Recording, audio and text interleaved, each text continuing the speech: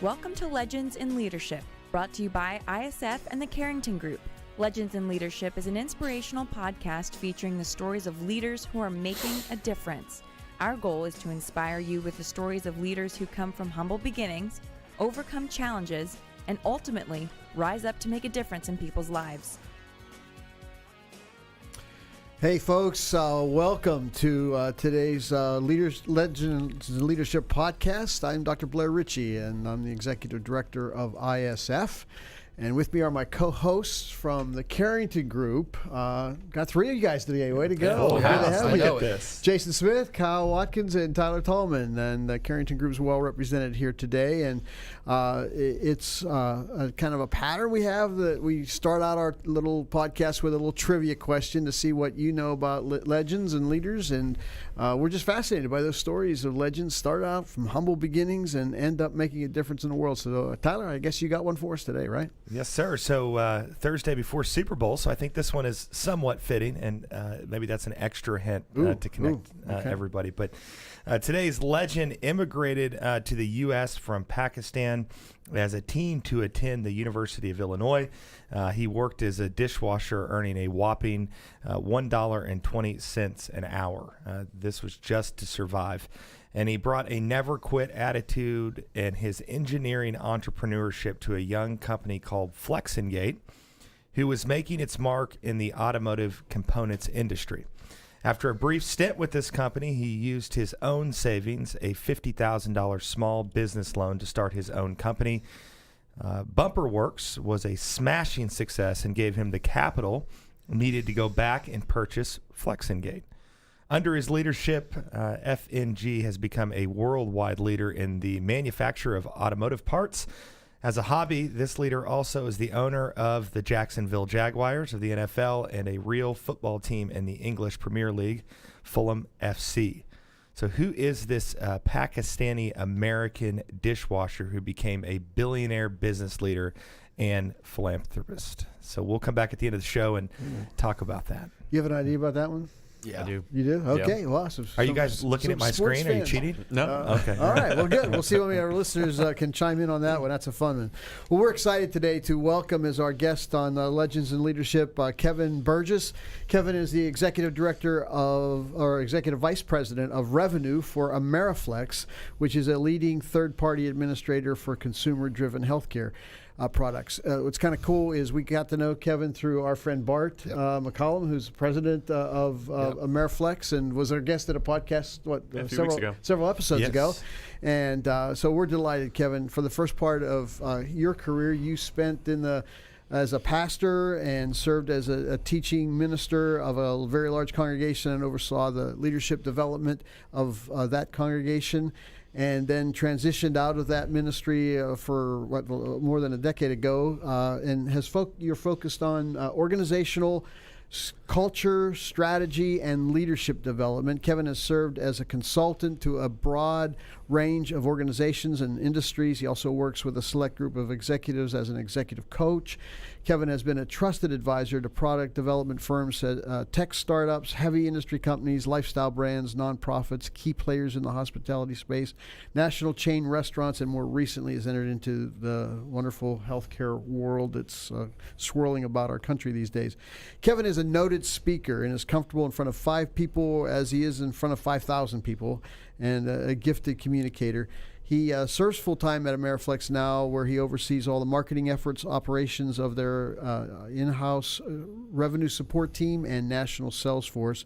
And while doing that, continues to consult on a limited basis, maintaining a small amount of executive coaching clients, and has a very active speaking schedule. So we're glad you carved out some time for us, Kevin. Man, I got to give my assistant a raise because she makes me sound a lot better than I actually am. Hey, I told her put something together. I'm excited to hear what I'm going to say. We're all about legends here. So, we like to begin a little bit with, your formative years and kind of how you started out, how you got to be you, and really what you learned early on about leadership from that. Okay, well, so there I was in the fallopian tube. You didn't want to start that far back. Not that far back. Okay.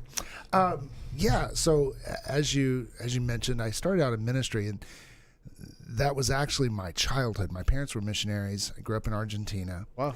And so my whole life was kind of around churches and watching my parents try to organize volunteers who had all kinds of competing priorities. That was probably my first view of leadership. Of course, back then, leadership wasn't a subject people talked about. You just had to go get stuff, and so get stuff done. And so I guess my first understanding of leadership, and I didn't even know how to articulate it, leadership is the ability to organize people to get something done. Mm-hmm. Like that would have been my first, and grew up in a very grassroots kind of organization. And again, we really didn't talk about like, hey, we got to get this stuff done, and how do we organize and motivate these people to go get this thing done? And that was it.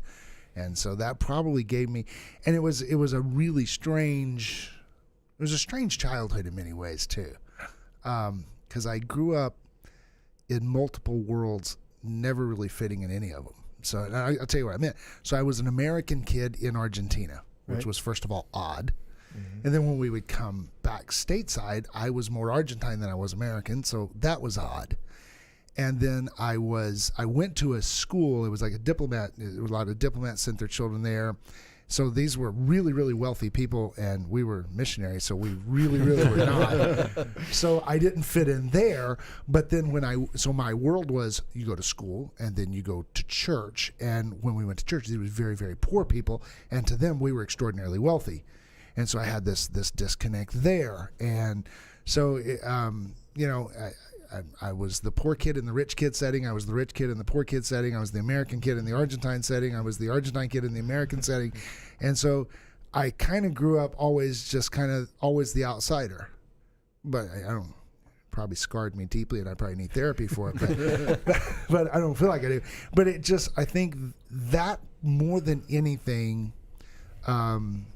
gave me my perspectives, that I don't always see things as an insider. You and I were talking before the podcast started, like I am full-time employee with Ameriflex, but one of the things I kind of insisted on, it's the first time I had not filled out like the tax information like you do for your whatever you call it, W-4. W-2. W-2. I had not done that since I was in college. That's the last time I've been a 1099 W-4, yeah, right. I was like, I don't even know how to do this. Yeah. I insisted when we made the agreement for me, I'd worked with them as a consultant for over a year, and they graciously invited me to join the team. I insisted that they let me continue to consult and speak on a limited basis, because otherwise in a few years I'll just be an insider and I'll lose that outsider perspective. So I would say that has really shaped my thoughts around leadership and organizational culture, is just viewing it through a different lens.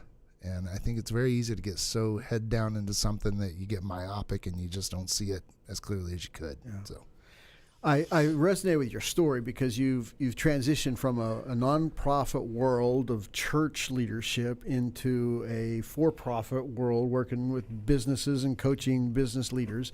And I'm intrigued. What do you bring from that learnings of the church world? Of the nonprofit trying to herd cats and lead churches into leadership. First of all, and this is probably just a little inside joke that only you'd get. Here in the South, I would dispute the fact that churches are not profitable. That's good. I like that. Very well said. I think they're extraordinarily profitable. But that's a whole other conversation that we can have. Yeah. And well, they should be. God bless them, literally. But I think the lessons translate, because at the end of the day, it's people. And you can make a distinction of, okay, I'm having to lead volunteers.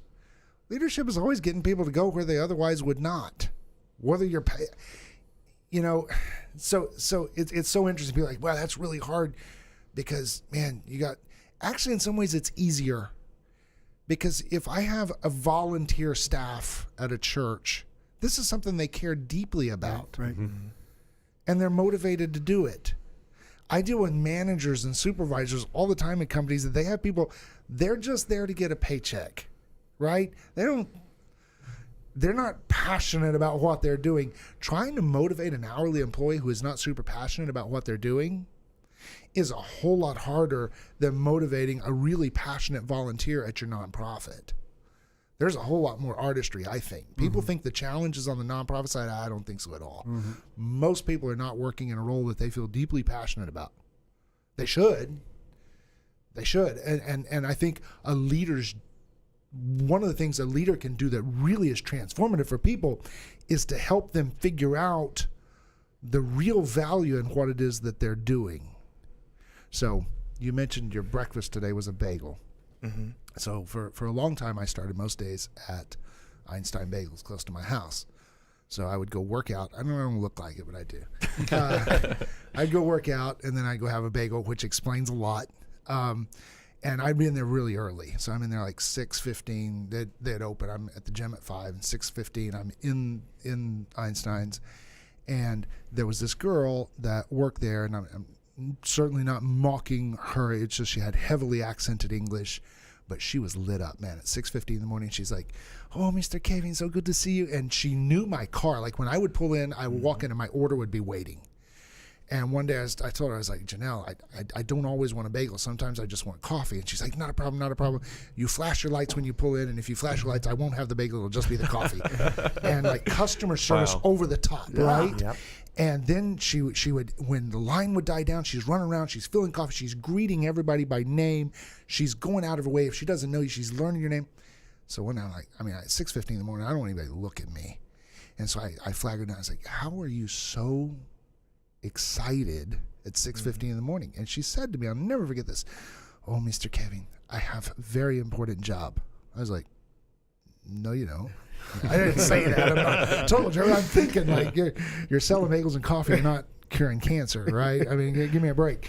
And I said, "Well, tell me how your job's so important." And she pointed out to North Central Expressway, which if you live in Dallas, you also know that is hell. And she points out there and she said, "See all those people?" She said, "Most of them got up super early. They're going to jobs they really don't care about." She said, "That was my mom. My mom sat in that traffic every day." She said, as a matter of fact, she would get up early. She would make lunches.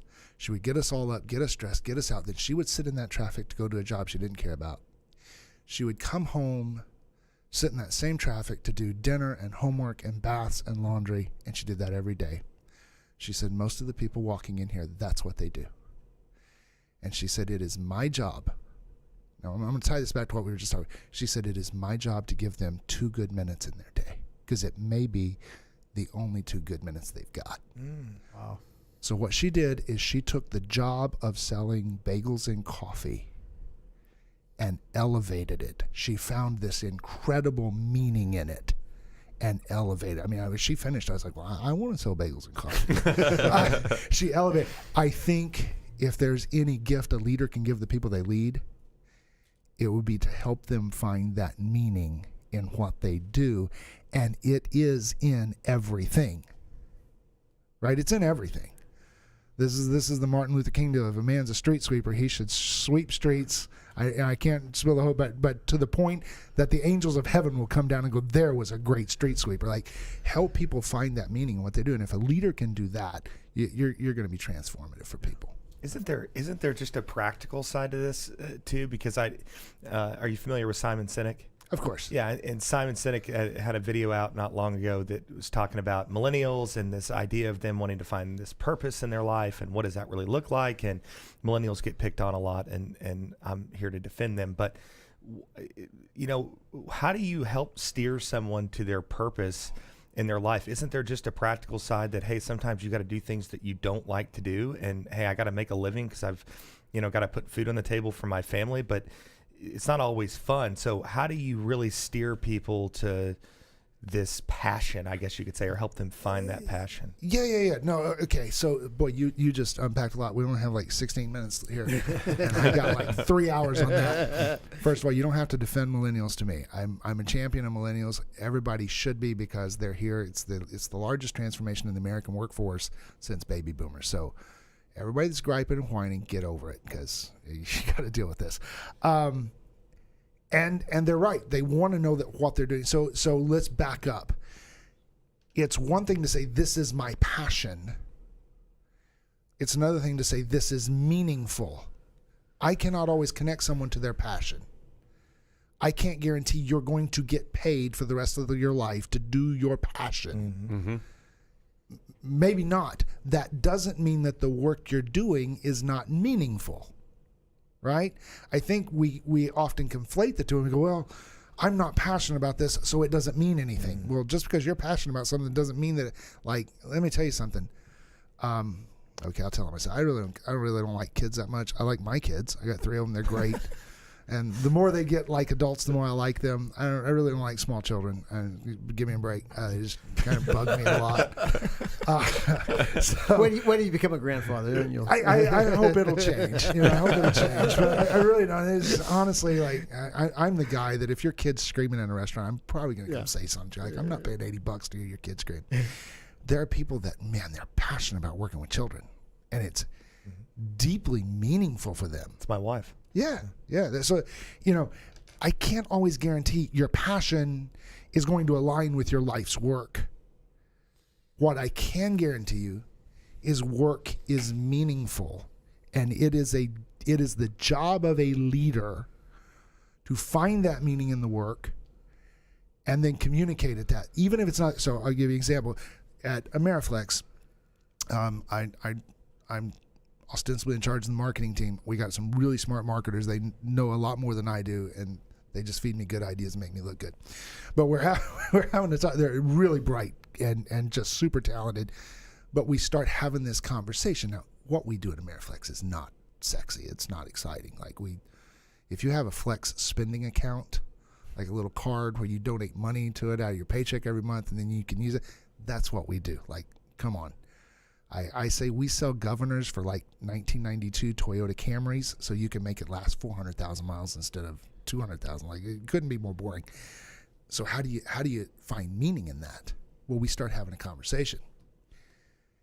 And we said, how much money, because if you're donating money to that flex spending account, that's tax savings. You don't get taxed on that. How much money have we helped our participants save? Mm-hmm. Well, it runs into the millions of dollars. If Bart was here, he could quote you that to the penny, and he's probably disappointed that I can't. I might hear about that. But that translates. So then we start talking about, well, what does that mean? Maybe that's a family going on vacation that otherwise would not have. Mm-hmm.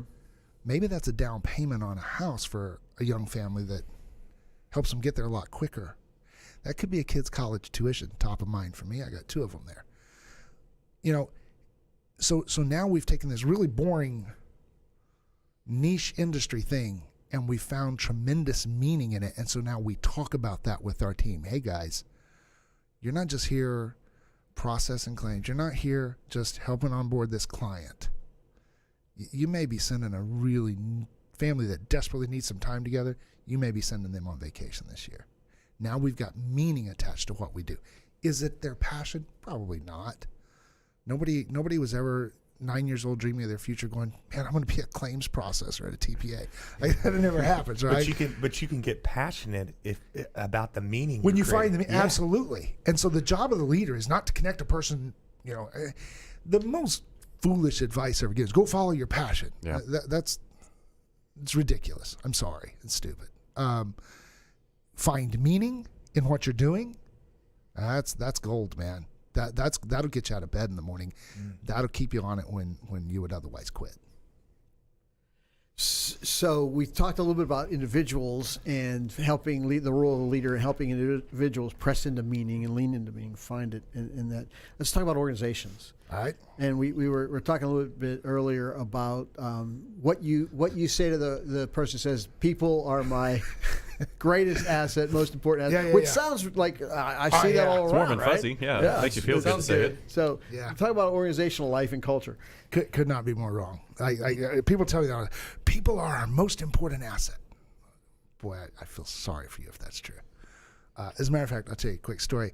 I have a workshop and a keynote speech all on this whole idea that people are not your most important asset. So I was with a group in Palm Springs over the summer. Wasn't the keynote. I had been working with this group for about 6 months, developing a leadership mentoring program for young leaders in their organization. So I was there to give a speech about that, and they wanted me to talk about this whole people are not your most important asset thing. And so, as a matter of fact, let me see. Yeah, this is a big thing with me. I call it the VIP formula. This is to clean your glasses. I got a bunch of these. The VIP formula. This is a big candy stick. Here's a camera over here. VIP formula. VIP formula is a formula based on the idea that people are not your most important asset. So there's a formula of priorities that really effective leaders use, and people are not at the top of that priority list. So I get their speaker, the keynote speaker was Lou Holtz, which is really cool. There you go, Coach. Got to hang out with Coach Lou, and so he's like, well, what are you going to talk about? And I told him, he's like, really? They're not? And I was like, no. They were on my team. Yeah, he said, well, yeah, he actually said, he's like, I always made them priority. I said, well, Coach, I mean, I'm not going to tell Lou Holtz, yeah, you had it all wrong, Coach. So it was really cool. I got my picture taken with Coach Lou, and but anyway, so yeah, leaders tell me this. People are our most important asset. Well, then I start talking to them about what's making them crazy. What do you think it is? People. Yeah. People. So let me get this straight. The thing you value the most is also the thing that makes you want to quit every day. That doesn't make sense. So before I tell you what the most important priority should be for a leader, I'll tell you what the VIP formula is. It's what is the most important, what's the most important priority for a leader? Let me tell you why people are not. First of all, things are valuable because of their scarcity, right? And there's a reason why diamonds are more valuable than gravel, because there's a lot more gravel. People are not scarce. I hate to just, there's 8 billion of us wandering around the planet, more every day. I watch leaders in fear of replacing a low performer because, man, what are we going to do to replace old Joe, man? You'll be fine. Trust me. People are like, yeah, but he's got 20 years of industry knowledge. Maybe he's figured out how to game the system and he's just been sandbagging for 20 years. Or maybe he has there's a lot of people. There's a lot of talented people. There's a lot of smart people. And I'm not down on people. I've spent an entire career on the premise that, man, I want to help people excel. But people are not scarce. Secondly, their priorities shift over time. So you're going to make them your number one priority. As a leader of an organization, you're going to make them your number one priority. They're not making your organization their number one priority. If they can get $5 more an hour, they're gone. Also, some people are good for one stage of organizational life, but not for the next. Mm-hmm. And so you got this huge loyalty to old Joe again, man. When there was only 4 of us in a warehouse, he was there. Well, now there's 4,000 of you spread across 5 states. And old Joe's still holding a key influencer position, and he's never grown beyond that warehouse. Mm-hmm. And you promoted a guy who was great at that job. He was great into leading an organization instead of doing the work that he was good at. Yeah, but here's the real kicker. Here's how I know people are not the most important priority. It should not be the number one priority of a leader. They are a priority, not the number one. It's because no significant organization ever started by 10,000 people getting in a room and going, let's start something. Well, what are we going to start? Well, we don't know, but man, we got a bunch of people. That's not a thing. That's not how it works. What happens is somebody has an amazing idea, and they go to market and they battle and they refine that idea and they test that idea, and over time, if it proves valuable, people start to aggregate to the idea. So we love the story that Microsoft started in a garage and this company started in a basement, and we love those stories. Well, guess what was present when it started? 1 or 2 people and an idea. So we have a word for that. It's an overused word and it's a misunderstood word, but that word is vision. And really the simplification of vision is that thing, the reason your organization exists. That's your vision. That should be a leader's number one priority. So when I talk about the VIP formula, it's a formula for effective leadership, and here it is. People are part of it, but they're not at the top. It's vision, integrity, people. Now, I can literally talk for 6 hours on that, but it's vision, integrity, people. That's it. And it starts with vision, man. If you don't have vision, because I watch organizations that lose their vision, and guess what happens? All the people go away. Mm-hmm. So if I can harken back to the ministry days, King Solomon, wisest man arguably to ever live, said that where there's no vision, people are scattered, right? So people aggregate to vision, and when vision goes away, all the people leave. In this, if we had time, I could tell you story after story after story. Toys R Us started out with a very simple vision. We're going to make the most innovative toys possible available to children. That was their vision. At some point they lost that, and they said, we're just going to resell toys like all the other big box stores, and they're gone. It's vision, it's integrity, but integrity to what? Most leaders get this wrong. Their first integrity is to people. The compromise leaders are always asked to make, and I'm hurrying, but the compromise they're always asked to make is to satisfy people, is to sacrifice the vision to satisfy people. And this happens in ways big and small, right? Hey, could we just do this one thing different? If we do, it'll make old Joe happy. So I'll give you a real world example. Worked with a company. They're a national chain. They install full home water purification systems. So one of the early conversations we had with them is, what business are you guys in? Like, you need to know that. And they said, well, we're really a plumbing company. I was like, no, you're not. You're selling a $10,000 system to luxury homeowners. You're not a plumber. You're selling a lifestyle product. You're selling a health and wellness and beauty lifestyle product. Mm-hmm. So guess what? If you're a plumbing company, you can let your service guy show up in a greasy stained T-shirt, smelling of cigarette smoke and everything else. That's fine for a plumber. If you're showing up selling a luxury item for health, wellness, and beauty, that guy needs to look sharp. Okay? So we said, guys, you got to wear uniforms, and we're going to give you a bunch of uniforms. They're going to be fresh and pressed, and if you go on a job and you get dirty, it happens. You put on a clean shirt. Like, this practical change around this stuff. So the vision is we're selling a health and wellness luxury item. That's the vision. Well, one of the store managers said, hey, man, he said, I got a guy, one of my service techs named Ding. Now, his nickname was Ding, which tells you everything you need to know, right? Ding ain't going to wear the uniform. Could we just, man, do we have to make Ding wear the uniform? Well, you don't have to. But what the question you're asking is, can I compromise the vision for a person? Mm-hmm. Anytime you do that, it is the beginning of the end. I'm telling you, you don't ever do that. He's like, well, what do we do? You cut Ding loose. Ding will be okay. Ding actually went to work for the city sanitation department. He is true story. Ding wound up working for the city sanitation department. That was a good fit for him. Yeah, completely happy. Take it away over there. Fits. I mean, it's a marriage made in heaven. So that's your formula. It's vision, integrity, and then people. You want to be. People are part of a leader's priority, absolutely.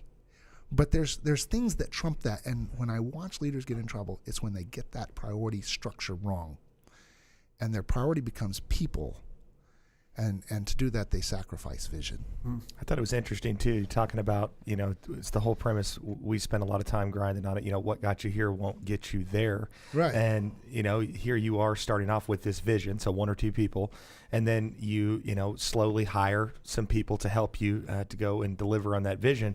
But over time, those people may not be the people that got you here, but they can't get you there. So what does that look like in your mind when you kind of reach a peak point and you go, man, we need, you got to look at hiring different people, and you got to look at hiring different minds. How do you approach that? It's a hard conversation, and it's painful for leaders because we want to be loyal to people. You got to keep your destination in mind. So had a mentor explain it to me this way. He's like, if you're leading an organization, you're driving a bus, and you're going to 125th Street. There's going to be people get on at First Street. And you're like, this is awesome. We're going to 125th Street, but then a bunch of them are going to get off at 15th Street. That's okay. You keep going to 125th Street because more people are going to get on, and you're probably not going to get to 125th Street with the same crowd you started at First Street with. It's going to shift. You keep your destination in mind. I would say this. Two things a leader has to be absolutely clear about. His vision, first of all, his values. And the values are the things we're going to do because we have this vision. And that can be a simple list. It can be a very complex list. But then as you're hiring, those two things are top of mind. Because skills can be acquired, skills can be learned. if someone aligns with your vision, and it's always bringing people back into alignment too, because again, their priorities shift over time. So that's why you bring up an excellent point. They're good at this stage of organizational life, then they're not. Well, if the organization didn't change, they changed. Mm-hmm. Now they can fail to grow and evolve with the organization. That's on them. I say you provide opportunities for that. Make sure you're coaching people towards that. When you're out looking for people to get you there, it's, do they align with the vision? Do they align with the values? I think most hiring managers get so hyper-focused on skill sets, right? They're hiring for skill sets. And you might have someone that just doesn't want to go where you're going. Mm-hmm. So how do you coach leaders? Let's say Carl Jung said that ideas have people. People don't have ideas. Right. And so is there a point at which that leader that's brought forth this vision or the idea is no longer the person to carry it forward with the same level of integrity and execution? Sure. And I think you saw an amazing example of that in American life. There was a point at which, Jobs was fired from his own company. Mm-hmm. Now, he was brought back later because it rekindled something. A couple of things around that. First of all, is part of that job of that leader is to inculcate that vision into the organization so that it outlives him. Okay. Right? Herb Kelleher did a great job of that. Mm-hmm. A masterful job. That's a case study. So harken back to my ministry days. I was teaching, preaching pastor at a large church. I left there to start a church, and I didn't do it by carving out a few hundred folks from where I was working and taking with me. I started in my living room with 2 people I could browbeat into showing up. And someone asked me, as I'm going through this process, how will you know that you've successfully done this? Is it when you have a certain number of people? It's when you have a building? How do you know? And I said, when it can outlive me. That's how I know I've been faithful to my vision. It has outlived me. And I would say any leader that is, pursuing that vision, how do you know you've done it well? It's when it's so inculcated in the organization that I could step away and it would still come to pass. Mm-hmm. Man, it's been gold, and this is where I get really frustrated that we only have a 30-minute podcast. So you got to promise to come back. Anytime. And thank you for having me. Oh, my gosh. This is super honored. This has been super gold, and we just thank you, Kevin, for being part of this. But before we go, we do have a lingering trivia question we got to circle back. So we have to hear what Kevin's favorite book is first. Oh, you want that? Yeah, okay. we got to. All right. I got to know. For the sake of time, I always put the 2019 reading list together. I've got to know. Okay. I'm struggling with this one because I read a ton. Mm-hmm. So I know, and I really putting this book here with ISF in mind. Yeah. Because I know a lot is about, and these are young leaders. I think this is an absolutely essential read for young leaders. Ego is the Enemy by Ryan Holiday. Yep. Absolutely essential read for young leaders, because if anything's going to derail you, it's going to be your ego. So absolutely essential read. So, thanks, Kevin. Good. More gold. Yay. And so the answer to our trivia question is the owner of the Jacksonville Jaguars, Shahid Khan. Yay. Shahid Khan. Yeah. He's actually the 3rd richest NFL owner. I was reading about that this morning. That's interesting. $27 billion net worth. So yeah, not bad for a dishwasher. That's right. No, not at all. Dang. Mm-hmm. Dang. Well, that's a wrap for our program today, folks. So on behalf of my co-hosts here from the Carrington Group, as well as our special guest, Kevin Burgess, this is Dr. Blair Ritchie wishing you a wonderful, wonderful day. And just remember this, that if your actions inspire others to dream more, learn more, do more, and become more, then you are a leader. Group. Carrington Group is a family office with a passion for helping business leaders and their families make smart choices and fulfill their highest aspirations. To learn more about the Carrington Group, visit their website at www.carringtonfo.com or Google Carrington Group, Dallas, Texas. ISF is committed to leadership development for aged-out foster care and orphaned youth. ISF's mission is to transform these youth into tomorrow's leaders with scholarships, mentoring, and leadership training. To learn more about ISF, visit their website at isfsite.org or Google International Student Foundation to learn more. Securities offered through Regulus Advisors, LLC. Member FINRA/SIPC. Investment advisory services offered through Regal Investment Advisors, LLC, an SEC-registered investment advisor. Regulus Advisors and Regal Investment Advisors are affiliated entities. Carrington Group and this broadcast are independent of Regulus Advisors and Regal Investment Advisors.